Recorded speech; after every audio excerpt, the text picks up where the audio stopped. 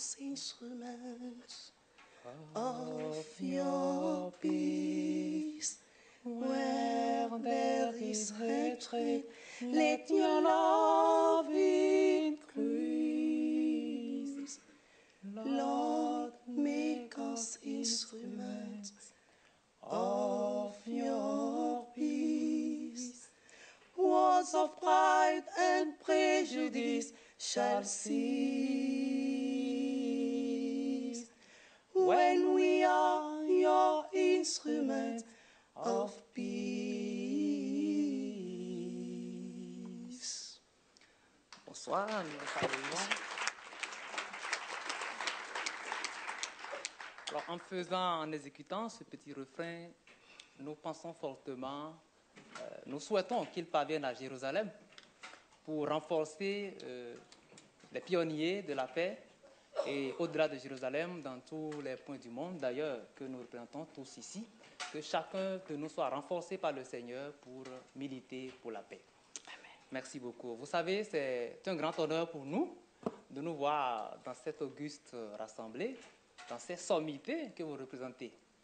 Vous savez, quand vous ouvrez le site du colloque, vous avez au niveau des intervenants le Saint-Père qui est en tête, et après vous voyez les cardinaux, les évêques et tout, et en bas vous allez voir Siro et Sira. Alors vous voyez, pour nous c'est vraiment c'est un grand honneur. Merci donc à la congrégation pour la doctrine de la foi et surtout à Monseigneur Lopez et aussi aux autres dicastères pour notre présence ici. C'est aussi une occasion d'ailleurs pour nous de renforcer notre apostolat une fois retournés au pays, parce qu'ici nous apprenons beaucoup depuis hier.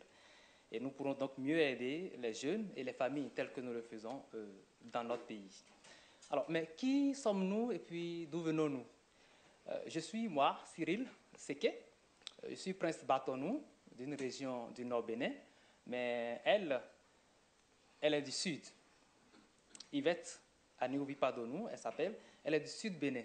Alors chez nous, le Nord et le Sud, le mariage est interdit et donc normalement impossible. C'est ce que donc, nous avons dû affronter. Mais voilà, l'Église catholique à laquelle nos parents ont bien voulu nous éduquer et former, nous a mis sur le chemin du mariage. Et nous avons compris que l'amour, c'est juste l'expression de Dieu dans le cœur de l'homme. Il est donc au-dessus des différences culturelles et même religieuses. Alors, au-delà de l'amour qui unit les deux bien-aimés, le mariage réunit les 4 familles dont ils sont issus. Ainsi, en toute union, on retrouve le mariage coutumier, le mariage civil et le mariage religieux. Ces 3 institutions se complètent et garantissent chez nous, en Afrique, la solidité du lien conjugal. Ainsi, le couple devient comme une colombe qui volera toujours plus haut dans le Seigneur. Nous avons suivi ces 4 étapes qui ont culminé dans le mariage chrétien il y a 10 ans. Les piliers du mariage selon la parole de Dieu étant quitter, s'attacher et devenir une seule chair. Vous pouvez lire ça dans Genèse 2, verset 24. Pour matérialiser la nouvelle identité de chacun dans le couple, nous nous sommes forgés de petits prénoms adaptés aux propriétés du mariage. Alors, vous l'avez entendu tantôt, moi, je m'appelle Cyril. Et ma femme a estimé que m'appeler Siro, ça fait plus affectueux, c'est plus intéressant pour elle. Donc, je suis devenu Siro. Voilà, et l'autre, en partant de la racine de mon nom, on a pris les initiaux de ces petits noms. Et voilà, elle est devenue Sira, plutôt. Et c'est ainsi que, si vous appelez l'un d'entre nous, forcément, vous avez affaire, nous deux, à la fois. Évidemment, avec le Christ qui constitue notre ciment. C'est lui qui nous relie grâce au mariage. Donc, c'est ainsi que nous avons matérialisé pour nous la vocation du mariage. Cela nous a beaucoup aidé d'ailleurs. Mais au-delà de ces noms, nous faisons toujours tout dans une certaine complémentarité avec le caractère propre à chacun de nous. Vous voyez, si moi je suis pondéré dans les choses, Sira est plus expansive et même très spontanée. Vous l'avez constaté certainement. Et donc, elle réussit par son caractère à nous obtenir des relations, des opportunités. Et moi, je m'installe dans mon fauteuil pour analyser, réfléchir et voir comment on peut capitaliser ce qu'elle a pu capter comme relation, comme opportunité. Et donc voilà comment on essaie de se compléter. Et donc, vous voyez, pour nous, le concept de complémentarité, c'est quelque chose de quotidien, de tout le temps. Nous nous réjouissons alors donc des communications de haute portée que nous avons eues sur ce thème. Chez nous, en Afrique, les différences culturelles bloquent beaucoup de jeunes qui s'aiment et qui veulent se marier.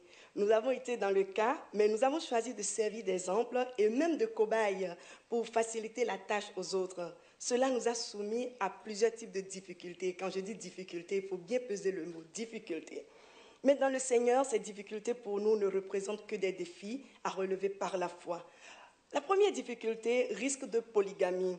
La famille de mon bien-aimé Siro a voulu lui donner une fille de son village, en plus de moi qu'il a déjà épousée. S'il acceptait, nous aurions porté atteinte à notre mariage religieux. Mais parce qu'il a refusé, sa famille a gardé une forte pression sur notre couple et cela m'a d'ailleurs traumatisée et beaucoup traumatisée.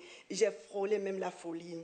Mais le Seigneur nous a toujours soutenus. Cette pression était si forte qu'un jour, à notre insu, on a enterré un mauvais sort dans notre maison juste dans le but de nous séparer. Mais après une prière de foi, nous avons détruit et brûlé l'objet maléfique. La force de Dieu aidant, nous sommes toujours unis. Au-delà des difficultés liées à nos différences culturelles, notre couple s'est enrichi des valeurs spécifiques à chacune de nos ethnies. Grâce à notre expérience, beaucoup de jeunes de cultures différentes se marient de plus en plus sans crainte d'être détruits. Ce faisant, les peuples se rapprochent, le nord et le sud s'unissent davantage. Tout cela participe de l'harmonie et la paix comme fruit de complémentarité de l'homme et la femme dans le mariage. Nos parents qui hier avaient fait opposition sont aujourd'hui fiers et très fiers de nous. Cette complémentarité est nécessaire pour la construction d'une conscience d'appartenance à la nation où les clivages ethniques ne sont plus des obstacles mais des richesses. Ceci est très important pour le continent africain. Et vous voyez, un autre problème aussi, c'est la question de la maternité, c'est-à-dire un enfant biologique issu du couple. Mais vous savez que l'une des vertus et propriétés du mariage, c'est bien l'ouverture à la vie, comme une grâce de Dieu dans la relation qu'il a avec le couple. Mais chez nous, et en Afrique en général, la société ne se limite pas à une simple ouverture à la vie. Elle exige plutôt du couple, justement, des enfants. En plus de la procréation que notre société exige au couple, il y a l'amour du travail, la noblesse et d'autres éléments qui sont considérés comme des indicateurs d'un foyer réussi et modèle, en ce sens qu'ils participent à la pérennité de la grande famille, du clan et donc du peuple. Ainsi, vous imaginez, lorsqu'un jeune couple se met ensemble, donc se marie, et qu'ils font 1 an, 2 ans, 3 ans, sans enfant, ben, c'est simplement une catastrophe, ou même une malédiction, pour être plus chaude là, plus acerbe, par rapport donc à ce foyer qui est constitué. Alors, on vous fait toutes sortes de pressions parce que vous n'avez pas encore d'enfants. Et ces pressions, vraiment, elles peuvent effectivement étouffer. Ainsi, nous avons constaté que la plupart des gens craignent justement ce problème-là et évitent de se marier. Ils préfèrent vivre dans le concubinage et attendre de faire peut-être 2, 3, 4 enfants. Et puis plus tard, ils peuvent s'unir dans le mariage chrétien qui évidemment est irréversible. Donc c'est un peu comme pour attendre de s'assurer qu'ils peuvent avoir des enfants. Là, vous comprenez que les gens qui s'offrent à cette démarche de concubinage, ils restent dans la culture de l'éphémère, au lieu de s'engager véritablement. Et je crois hier, le Saint-Père l'a rappelé au moment de l'ouverture de ce colloque. Dans notre cas, nous avons dû braver cette réalité et nous nous sommes mariés jeunes. Voici 10 ans d'ailleurs que nous l'avons fait. Nous sommes mariés jeunes avant donc de nous mettre ensemble. Mais nous n'avons pas encore d'enfants biologiques jusqu'à aujourd'hui. Donc vous imaginez que nous avons toutes sortes de calomnies et de pressions justement qui nous sont appliquées. Mais Dieu nous a confié un très beau garçon, né de personnes qui, eux autres, n'en voulaient pas, pour des raisons de tabou. L'enfant qui, à la naissance, sort avec une position non régulière, ou alors avec un signe bizarre ou particulier, alors il est rejeté. On a donc eu un très beau garçon comme ça que Dieu nous a offert à travers ses parents biologiques qui n'en voulaient pas. nous n'avons pas encore perdu quand même l'espoir d'avoir un second ou peut-être un troisième enfant pour que Cyr, notre garçon, c'est son nom, ne soit pas seul, qu'il ait un frère ou peut-être une petite sœur. Nous sommes encore jeunes, vous constatez, donc on n'a pas perdu espoir. Ça peut venir encore. Cet enfant, ça va venir, merci. Cet enfant, Cyr, vous avez compris, nous, elle est Cyra, moi je suis Cyro. Notre enfant s'appelle Cyr Joseph. Il est Cyr, donc vous voyez, nous constituons une seule chair à trois avec notre enfant. C'était important pour nous, pour les défis qu'il y a dans notre mariage. Et effectivement, cet enfant, il nous soutient beaucoup dans nos difficultés. Alors, cet enfant a 4 ans aujourd'hui, mais lorsqu'il nous voit nous disputer ou nous pleurons, nous voit nous pleurer pour une difficulté, il vient toujours nous prendre par nos deux textes, reste au milieu de nous et nous relie tous les trois en disant de petits mots réconfortants. C'est bien consolant pour des parents comme nous. Dans cette problématique de la recherche de l'enfant biologique, les couples chez nous subissent trop de pression qui vont jusqu'à pousser à la séparation et même au syncrétisme. Les parents et amis proposent aux couples alors des solutions telles que des potions magiques ou des rituels qui, en fait, conduisent souvent à des pactes avec des divinités, des esprits des ténèbres. Mais presque toujours, ces esprits finissent par faire payer au couple de l'autre tribu. Il s'agit donc d'une épreuve de foi pour le couple chrétien qui doit éviter de forcer la main à Dieu, en quelque sorte. En effet, seul Dieu donne l'enfant qui perpétue l'humanité et l'humanisme. C'est vrai, les témoignages d'hier ont abondamment évoqué la joie des parents d'avoir un enfant, 2, 3, 4 et même plus. Mais nous pensons à tous ces couples sans enfants qui souffrent et qui souffrent le martyre, qui frôlent même le suicide. Et nous souhaitons qu'ils aient l'inspiration, l'opportunité, le courage d'en adopter comme nous, dans les règles de l'art. Ils constitueront alors une belle famille et souffriront moins en donnant leur amour à ces enfants de Dieu. Vous savez, quand mes parents s'opposaient à notre union, parce que c'est mes parents qui vraiment ont fait la force, je leur ai dit, si vous refusez que j'épouse Cyra, alors je deviendrai un prêtre de Jésus-Christ. Mais vous savez, paradoxalement, ils n'ont pas refusé. Ils ont dit, ok, tu peux devenir prêtre. Ça veut dire qu'en réalité, la raison profonde de leur refus, c'était la non-acceptation de Cyra, juste parce qu'elle est une fille du Sud, donc d'une autre région. Mais je crois qu'aujourd'hui, je suis devenu prêtre, à ma manière. Parce que je suis d'abord, par le baptême, participant du sacerdoce royal. En plus, le mariage est aussi une vocation. C'est d'ailleurs la mère des vocations. Et surtout parce que Cyra et moi, nous avons choisi de nous mettre au service des autres pour les aider à faire chemin vers le mariage et à rester unis pour toujours. Le Seigneur nous a fait missionnaires et apôtres sur la base des expériences par lesquelles il nous a formés, en fait. Parce que pour nous, il n'y a pas de souffrance, il n'y a que des épreuves qui forment. Mais cette école de la vie n'était pas suffisante. Nous avons donc été renforcés par 3 ans de formation en sciences du mariage et de la famille à l'Institut pontifical Jean-Paul II à Cotonou. Et cela nous a donné plus de force pour notre mission. Alors, par tous ces acquis, nous avons compris que l'amour vrai, dont Dieu est source et essence, est d'une puissance inépuisable. C'est pourquoi nous avons créé une organisation dénommée Love Power. Love Power, mais plus qu'une structure, Love Power est un concept que nous vulgarisons et même, permettez-moi le terme, un virus que nous injectons à tous ceux que nous rencontrons. D'ailleurs, vous êtes déjà tous contaminés ici. Mais ne vous inquiétez pas, vous êtes contaminés par Dieu. Et donc, pour votre bonheur, car aimer suffit à tout. C'est d'ailleurs notre devise. En quoi consistent concrètement les activités de notre association Love Power? La première, l'Université de l'amour. Ça paraît un peu bizarre, mais nous avons créé l'Université de l'amour. Il s'agit des conférences et formations que nous organisons pour développer l'éthique de l'amour. Le clergé béninois nous sollicite beaucoup dans ce cadre. C'est d'ailleurs le cas particulier de Monseigneur Cyril Eugène Roundécon, évêque d'Abomey au Bénin, qui est ici parmi nous. Je le salue. Nous faisons aussi le coaching pour préparer les jeunes au mariage, car pour nous, les préparations au mariage conduisent forcément à la préparation au divorce. Une de nos importantes activités s'appelle le Love Time. Le Love Time, c'est des sorties organisées pour des couples sans leurs enfants, leurs amis, le travail loin d'eux, juste pour une détente afin de lutter contre la routine et ressourcer ces couples par des causeries et échanges. Cela donne un nouveau souffle à leur amour conjugal. Dans toutes ces activités, nous avons plusieurs approches et exercices pour aider les gens à surmonter leurs difficultés. Oui, nous vous en proposons juste un, que vous allez d'ailleurs faire certainement, ici avant de sortir de la salle.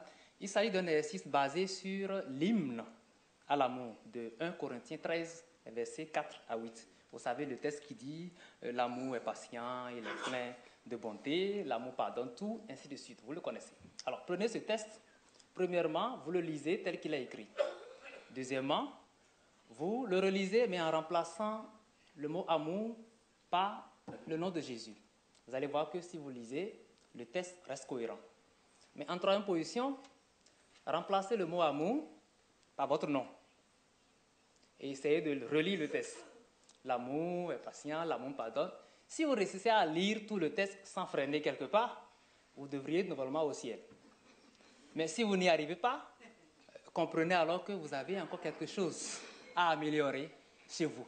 Et que ce n'est pas toujours par la faute de l'autre que dans le couple, ça ne marche pas. C'est un exercice que nous utilisons beaucoup, parce qu'effectivement, ça aide. Alors, nous avons aussi un magazine écrit que nous produisons. Et nous avons amené ici le 8e numéro qui est intitulé « La beauté de l'amour ». Tout à l'heure, la beauté du mariage. Et je crois qu'on en a déjà parlé tout à l'heure dans les communications précédentes. Alors, nous avons amené quelques exemplaires que vous pouvez avoir en sortant de cette salle. Nous vous les offrons. Alors, la dernière activité que nous voulons vous présenter, c'est une émission télévisée appelée Unis pour toujours. Cette émission financée par nous-mêmes est basée sur les témoignages des couples qui viennent partager les difficultés de leur mariage, les joies de leur mariage et dire comment ils font pour évoluer. L'émission a une si grande audience que nous subissons souvent des tentatives de récupération ou de perturbation. Il arrive qu'à l'heure de sa diffusion, la chaîne publique sur laquelle nous produisons l'émission passe d'autres informations ou émissions qui intéressent le pouvoir en place ou d'autres courants d'idées qui ne sont pas toujours des défenseurs des valeurs familiales et de l'éthique de l'amour. Une organisation internationale très riche, je pèse bien mes mots, très riche, qui promeut des pratiques contraires à la doctrine de l'Église et à l'éthique, a tenté de récupérer l'émission en nous proposant des millions de nos fonds juste pour nous faire céder. Nous avons refusé l'offre et nous continuons nos activités avec nos maigres moyens et la providence divine, car quand Dieu donne la vision, il donne la provision. Notre souhait est que l'Église locale s'engage plus à nos côtés afin de renforcer ces activités pratiques qui ont fait leur preuve pour empêcher les récupérations et augmenter l'échelle de leur impact. Pour notre part, nous vous garantissons que nous ne serons jamais handicapés dans cette marche. Alors vous voyez, notre couple n'est pas encore fécond au point de vue biologique. Mais je crois qu'avec tout ce que nous faisons, avec le bonheur que nous donnons aux autres, nous avons eu l'appui de Dieu pour aller au-delà de ce bonheur familial pour raison d'avoir eu des enfants biologiques. Nous avons aujourd'hui beaucoup d'enfants à travers nos activités, même s'ils ne sont pas biologiques de notre couple. Alors nos expériences propres et les expériences de tous ceux qui viennent à nous nous aident à avancer dans cette mission. Et donc, bien que nous n'ayons pas d'enfants biologiques juste là, et ce qui tue beaucoup de couples, nous ne sommes pas du tout fatigués, nous n'avons pas perdu espoir, nous continuons la marche. D'ailleurs, vous savez, le nom traditionnel de Sira, c'est Anéovi. Et dans sa langue, ça veut dire il n'y a rien de plus que l'enfant. Vous imaginez qu'on n'en est pas jusque-là. Mais Dieu nous a fait comprendre qu'il y a bien quelque chose de plus grand que l'enfant. C'est l'amour. Parce qu'il s'agit de l'autre nom de Dieu, en fait. C'est donc l'amour qu'est Dieu, en fait, d'une certaine manière, qui est plus grand que l'enfant. C'est vrai, l'enfant, il est très beau, c'est bien d'avoir un enfant, mais même si on va reconnaître l'arbre à ses fruits, en fait, le fruit ne peut pas être plus grand que l'arbre. Vous serez d'accord avec moi. Du coup, vous pouvez dire avec nous, aimer suffit à tout. Et c'est pourquoi nous l'avons comme devise. Mais avant de laisser le micro, vous nous permettrez, parce que vous avez compris, on est des choristes et notre vocation de chanteur n'étouffe pas l'autre vocation que nous nourrissons. Alors, comme nous avons l'habitude de faire, avant de laisser le micro, vous nous permettrez de faire un tout petit chant. C'est juste un refrain qui est connu dans beaucoup de chorales qui le chantent, mais nous l'avons adapté un tout petit peu à notre apostolat. Sira? Mais oui, le Seigneur est bon. Oh oui, que tu es bon, tu as fait pour nous des merveilles. Mais oui, le Seigneur est bon, oh oui, que tu es bon, nous témoignons de ton amour. Merci, Siro. Merci beaucoup de nous avoir écoutés. Merci.